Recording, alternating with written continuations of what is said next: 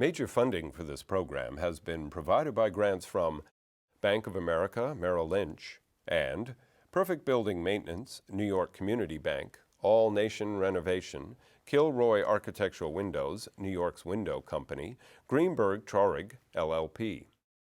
Additional funding has been provided by grants from AVR Realty Company, LLC, Briarwood Organization, Capital One Bank, C.B. Richard Ellis, Cushman & Wakefield, Dime Savings Bank of Williamsburg, Eastern Consolidated, Douglaston Development, Hal Fettner, Durst Fettner Residential, Stephen Napolitano, First American Title Insurance Company, Friedman, LLP, Gemini Real Estate Advisors, LLC, Genova, Burns and Gian Tomasi, Grubb and Ellis, Investors Savings Bank, Jack Joffa & Associates Real Estate Consultants, James D. Kuhn Real Estate Institute at Syracuse University, Madison Realty Capital, Markham, LLP, Marcus and Millichap Real Estate Investment Services, Margolin Weiner and Evans, LLP, Massey Knackle Realty Services, M&T Bank, Meridian Capital Group, The Moynihan Group, Newmark Knight Frank, Orphanides and Associates, Siami Development Inc., SJP Properties, Sterling and Sterling Inc., RAL Companies and Affiliates, LLC, Spandrel Property Services, Urban American.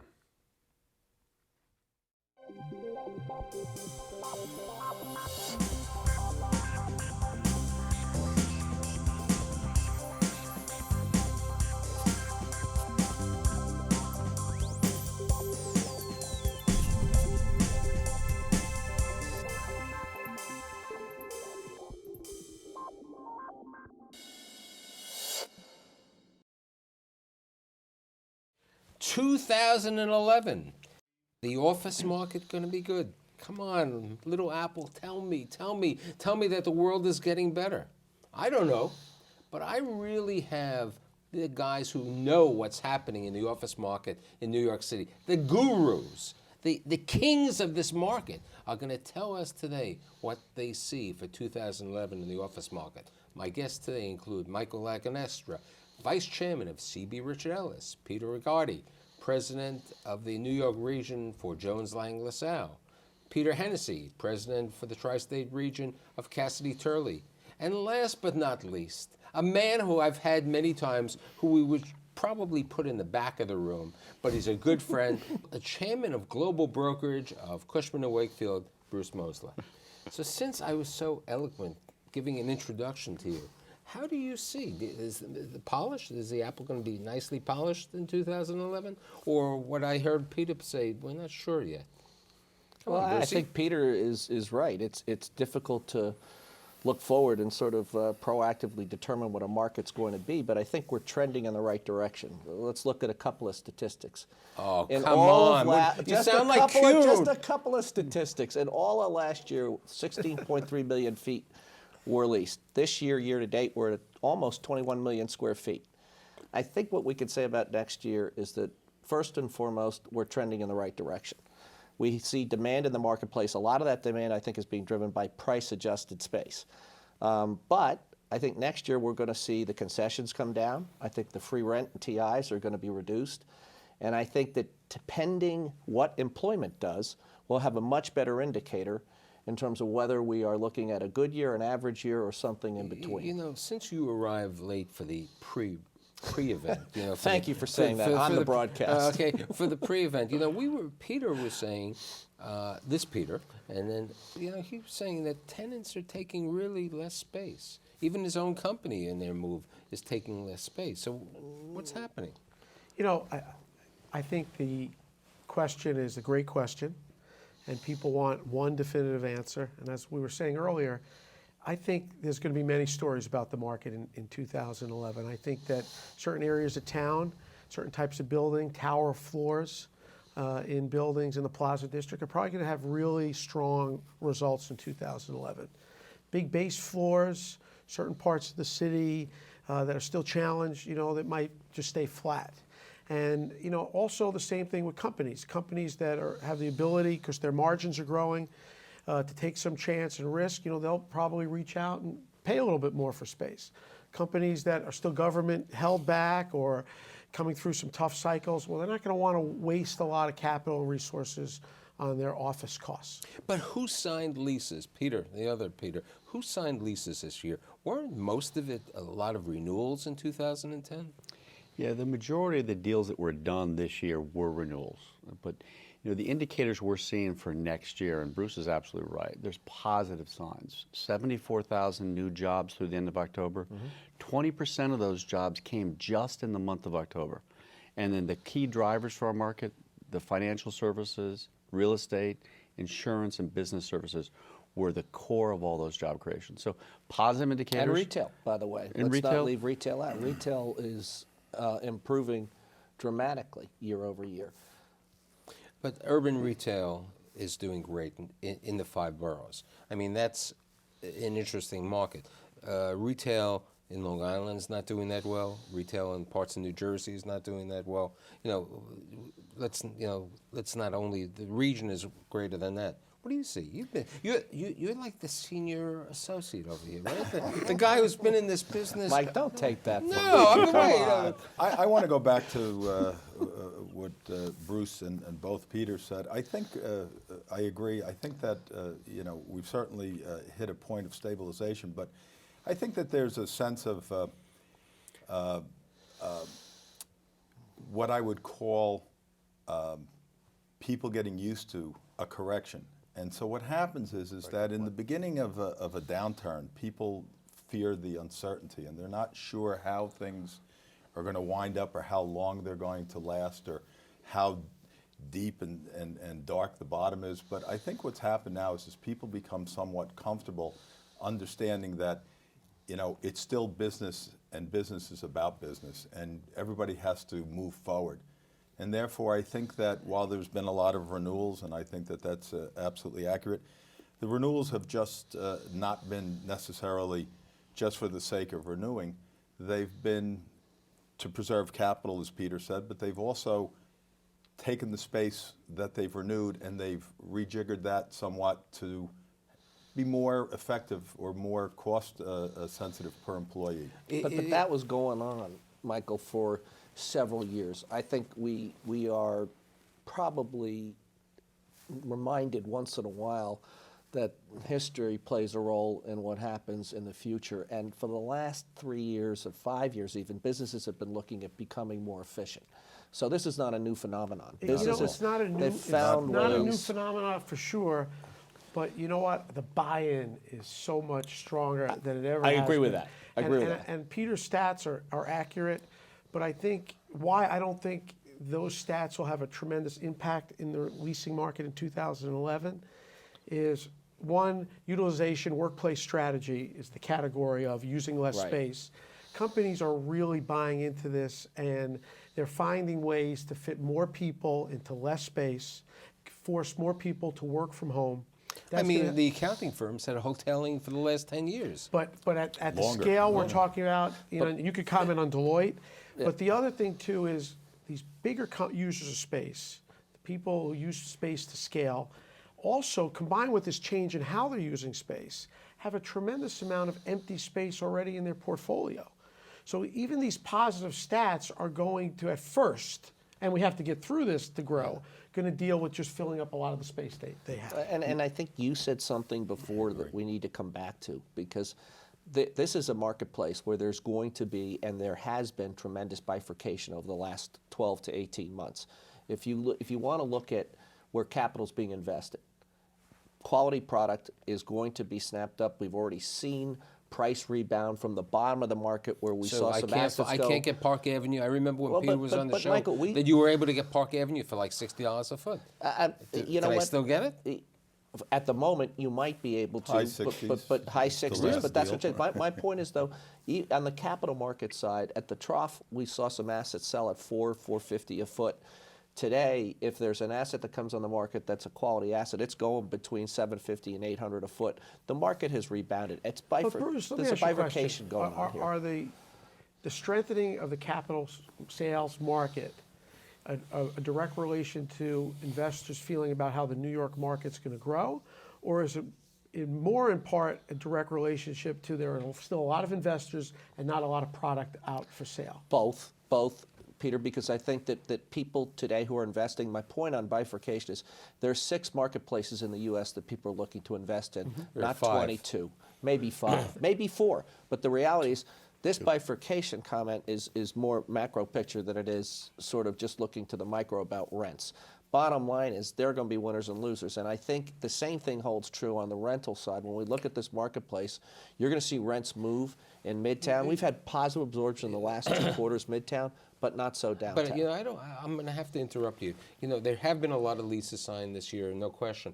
But isn't it true that they've been signed with some very established REITs? The REITs have been the major benefactors of this. People want to sign leases with a Vornado, with an SL Green, with a Boston property. They want to know you as a broker, you want to know you're going to get paid. The tenant wants to know that the property is going to be taken care of properly. I mean, isn't that the reality? That landlords, they're not running to that landlord who's the undercapitalized landlord who they're worried that they can't do the improvements. No, absolutely. I mean, look, what we do every day is create partnerships between our tenants and our landlords that are long-term partnerships. A lot of instances last longer than most of the marriages that we see in the world today. But most of those, quite frankly, are done with those landlords that we believe will have long-term stability. Sure. Because we want our clients to know that the partner that they're in bed with for the next 10 to 15 years are going to have a good opportunity to help them grow their business in a productive environment. So yeah, when the capital markets arena slid like it did in 2008 and 2009, and credit became a big issue, the smart players in the marketplace fly to those assets that are owned by the deep-pocketed landlords. I agree, but boy, we'd be saving a lot of legal fees if that was just the case. I mean, we spend a lot of time negotiating documents that really protect the tenants for whoever is going to own the building. I think New York is a That's what market- escrow accounts are for, right? I think New York is a marketplace where we're really blessed. I mean, we've got a diverse, sophisticated, interesting ownership, whether it's REITs, Steve Families. Steve there's some Pizzicki very did a strong very large ownerships. deal this year. Yeah, I was going to bring that up. It's not just REITs. Yeah. It's No, people there's with a ton of strong institutional ownership. partners. It's Deep REITs, pockets. Right. it's deep pockets, That was one of the institutional largest partners. transactions No, of it the was year. 400,000 square feet, but Right. Prudential is the partner. Correct. And Steve Pizzicki is a great, Right. well-established guy. But here's my question. Let's look at the different markets. We were talking earlier. 2013 is when the Trade Center opens, correct, for office space. How do you see Lower Manhattan in 2011? Peter. But before we just go to Lower Manhattan, I just want to finish up on that last statement. The market, and everybody has sort of said the same thing, but the process for doing a transaction that lasts longer than most marriages has become, Hopefully not rather, mine, but- rather, We didn't talk about marriages. He brought it up. Come on. There's a shout out. no question there. Let's just say the average of the 4 of our marriages. I'm happy that I'm just sitting here as a... have become very sophisticated. And what happens is the process not only takes into account how the tenant's going to live with the landlord, but it looks into what happens if that relationship, either on the tenant side or the landlord side, somehow becomes interrupted. So it becomes a rather sophisticated a set of circumstances that one guesses might happen and one prepares for. So you have the ability to move in. You know that regardless of whether or not it's landlord A or landlord B, or it goes into special services or the lender changes, the underlying assets is going to continue to perform, and it's going to continue to perform in a way that's going to, allow the tenant to use the space and get what they bargained for.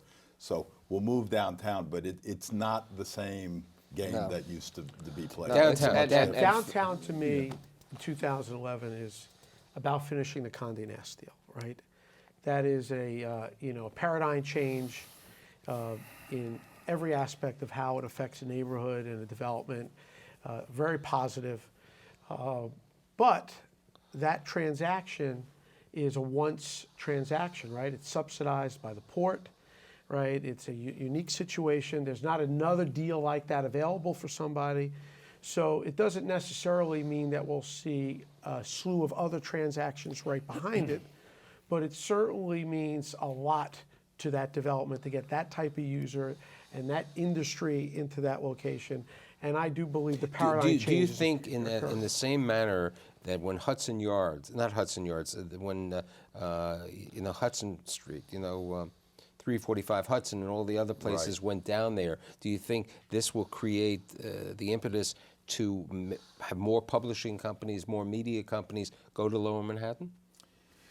I think you're going to have the opportunity to make that decision if you are a tenant. It used to be if you're a publishing company, you wouldn't even consider it. I think now, while it may not be a quick decision, at least it becomes one of the categories for an opportunity. And I don't want to. Condé Nast is very important, but I also look at this Morgan Stanley deal, potential for that, and filling up 85. I think it's very important that you see some of that stock fill up, and the fact Don't that play inside baseball. Explain what 85 Morgan Stanley. there's a potential transaction for 1 million square feet with Morgan Stanley. It's where Goldman Sachs was. Used to be. They Their used former to be. headquarters. 85 Broad? Yes. And they had We're, left. we're the agent Yes. for 85 Broad, and I could tell you this, that there's a real strong flow of activity. There are other Yeah. people But looking see, I at think- it I as think well. that's- I know that's So that the too. I here's didn't my want to question: how interrupt, much? but You're the agent. How much is? We were talking before the show. What's the cost differential? What will you pay Let me at explain 85 Broad? why 85 and maybe some of the other buildings are different. The flow of activity for 85 Broad is still predominantly the Financial service? financial Yes. industry, right? Because mainly of the infrastructure To the building. that Goldman Sachs is leaving behind. Right. It's unique. It's unique. Yeah. Some of the other buildings at a discount price, Class B, Peter was talking about Lower Manhattan, we're over breakfast. I see those very attractive to publishing companies and service companies and media companies. But I think we got to take a step back, Peter, before we sort of go forward in talking about downtown. I think, first of all, we should recognize that some of the tenancies that could have moved Midtown haven't. And in fact, that in and of itself is bolstering and going to bolster downtown for next year.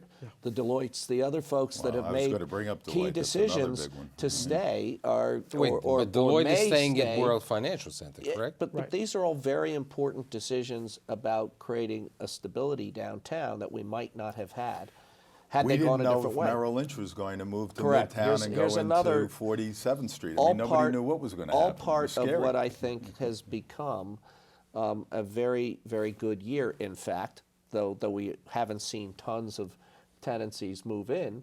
All things that I think point to a better year for 2011. The other thing I'd say about downtown is let's not forget the infrastructure investment that is being made, that has been made, that I think the payoff will be in the years to come. Downtown is vibrant again. It's the retail. Can I go over the water? Can I go to Brooklyn? Sure.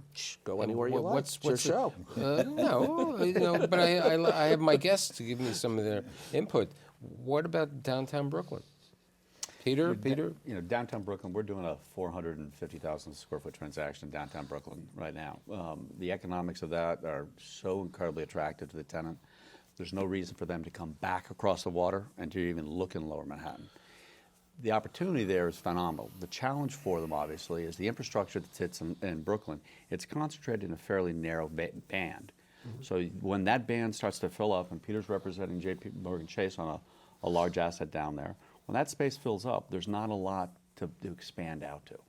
So I think in the next 6 to 12 months, there'll be some transactions you'll see that will migrate there, but it will not be nearly as robust as what we will see downtown or what we'll see at I think we have to, I agree with you, Peter, to an extent. I think we have to see, but like Peter and yourself, we're representing Forest City Ratner with 10 Metro Tech, and we think that there's going to be, and we're already seeing significant activity from the neighborhood, but, the bottom line is as Midtown continues to tighten, and if what all of us are saying to some degree is that we think 11 will be a better year, at least in terms of net effective rents.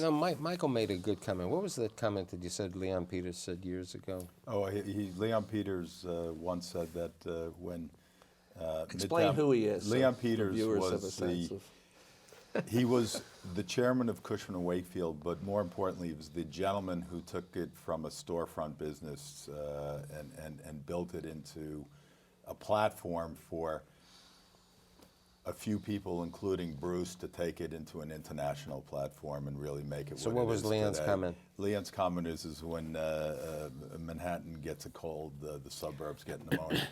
So it's very interesting, and I'd like to touch off on that. I was looking at the paper this morning, and they were talking about the highlights of the year, and it talked about Berkshire Hathaway completing their deal with Santa Fe, and talking about the fact that energy costs are going to increase, and how smart that is relative to, being in the right place at the right time to move product across the United States. I would like to take that back, because I was thinking about that when I was reading it, about cities like Manhattan. If you have the people, if you have the residential, if you have the commercial product, it's still the place to be. People like to be aggregated. Talent attracts talent, and it is a place that will continue to survive as long as it has in the past. Smart people continue to be involved in that process. Being a Brooklyn boy, Brooklyn still has close to 2 million people living there in Brooklyn. So there are a lot of people there. Peter grew up in Brooklyn. I was born in Brooklyn. Okay, so but what I'm saying to you is that there's difference. Long Island City. I remember when Peter was on the show, and we said, what happens when MetLife moved? Hey, JetBlue's moving in there. Okay, somebody's taking over there. Well, here's the thing. Companies of scale, their labor force is spread out through the region, but a large part of it is now situated in the 5 boroughs in New Jersey. When you pick a spot in the region that is sort of separated or not centered to that commutation, it affects the ability for the real estate to have a higher value. It's just that simple. So Brooklyn or Long Island City, places like that, even though they have some great product, when companies look at their people, it becomes challenging for some of them to get to and from there. But there's still, like you say, a lot of consensus, and it does enable people to make that decision, and we're seeing more of that decision Here's a happening big again. question. One of the big transactions, as we know, this year was SJP's 11 Times Square, 400,000 square feet. There's still for seven. Proskauer, the law Proskauer, but there's 700,000 square feet available. There isn't really new property, new product available in Midtown. Now, Condé Nast will move, so there'll be that space. Do you see Boston Properties starting their construction once again at 55th Street and 8th Avenue? I mean, because Worldwide has been leased. So where do they? Well, Worldwide has Yeah. not been leased, but Yeah. By the way, we should be a little bit careful about all these deals, because Condé Nast isn't done. Yeah. No, I'm Deloitte- not saying Deloitte. I'm just making a point. Worldwide is- Well, yeah. We're talking By the- about it's important, Mike, we're because talking on the assumption. No, we're not. What I'm Right, saying we're is. assuming they'll happen. We're, We're right. so- Deloitte hasn't Hopeful will renewed happen. yet. So, No, lots It would of be things. smart if it but my happened. question comes in over here. We hope. Let's say all these things take place, and a company wants a large floor plate. Here's your answer. There's a phrase that I like to use called benchmark pricing. And what happens is, if you look at the potential for 1330 to get sold, which we were talking about just before this, and the price being under $800 a foot, new construction with land, I mean, land values are going to change with the market, but construction prices are Land somewhat- values have gone up again. Yes, to tell I'm you. in the process of selling some land now, and I'm rather pleased at the results. But let's call it $1,000 a foot to buy land and to build new construction. So that takes, unless there's a tax incentive from the city, which in a lot of cases there will not be. That takes a number that's triple digits to get some kind of a return and to allow for the risk. We don't need a lot of new development. So in the city. question becomes, and this is where I'm going, and Bruce is saying the same thing. Look at Time Life. Time Life, you had a big bankruptcy there with Lehman Brothers. That whole lease expires in 2017. Lehman Brothers had gone beyond that, but there's going to be an enormous amount of space coming on the market. And that's going to be priced and offered for more of a 2015, 2016 scenario. You've got other scenarios like that surrounding that building. I don't know what's going to happen, but I know what has to happen. and Bruce said it before, the workforce has to grow. Yeah. And the vacancy rate has But to I go think down. Peter may have said before, that there have been more jobs put in, taking place. There are things happening. There's 3 times, to Peter's point, 3 times more new jobs have been created in New York City than elsewhere around the country. That's a real positive. Corporate profits, something we haven't touched upon, are up almost to their peak earnings. So we've seen a remarkable recovery from the trough of 08-09 in terms of corporate profits.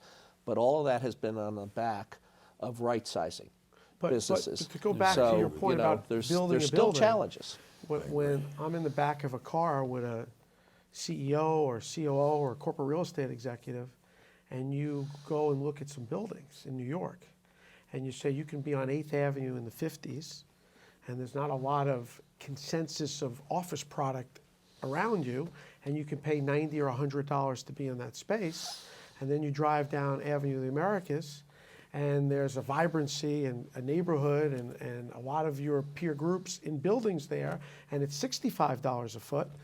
Well, it's not a tough decision for that CEO. Or for a premium, but still less, go to Park Avenue. And Right. until Right. vacancy gets back below what we call equilibrium, which is 8 or 9, we're still hovering around 11 and change, right?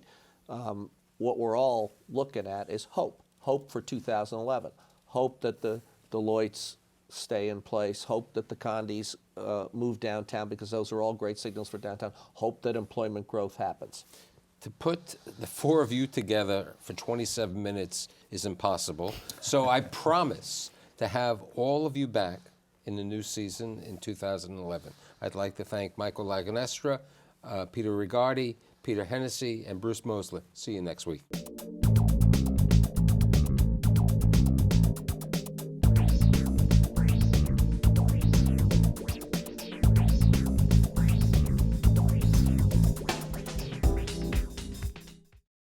Major funding for this program has been provided by grants from Bank of America, Merrill Lynch, and Perfect Building Maintenance, New York Community Bank, All Nation Renovation, Kilroy Architectural Windows, New York's Window Company, Greenberg Traurig, LLP.